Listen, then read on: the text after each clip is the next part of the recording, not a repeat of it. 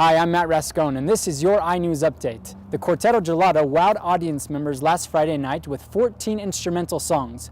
All of the songs performed were a mix of classical and well-known masterworks, arias, tangos, and folk songs from all over the world. The group features several different instruments and styles of music, and Peter De Soto, the violinist, even surprised the audience with a vocal solo toward the middle of the show. But aside from the amazing musical talent performed by all four members, audience members said that the group's sense of humor and energy during the show also helped to light up the stage.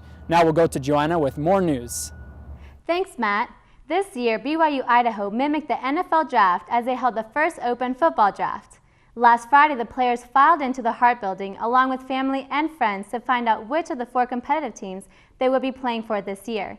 The idea for the draft was to build team unity and getting players excited for the season. Players and coaches felt that the draft was a success for a first time, but that in future years, there were some things that could be polished up. With the draft over, the work begins as players prepare for the season opener a week after General Conference. Last Saturday night was the General Relief Society meeting. Women across the world had the opportunity to hear messages from the General Relief Society presidency, as well as President Thomas S. Monson. His message was about charity. He said, "There is a serious need for the charity that gives attention to those who are unnoticed, hope to those who are discouraged, aid to those who are afflicted. True charity is love in action. The need for charity is everywhere." He urged us to not judge others because that keeps us from loving them. The broadcast was a part of the General Conference broadcast, which will be held this weekend.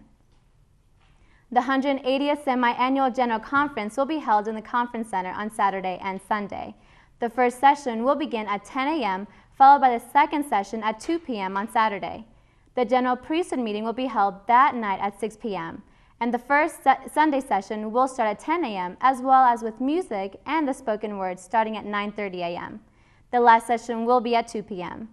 The doors to the Conference Center open 90 minutes before each session. We encourage those who are traveling this weekend to drive safely. This has been your iNews Update. I'm Joanna Leal. Join us again next week for a conference update.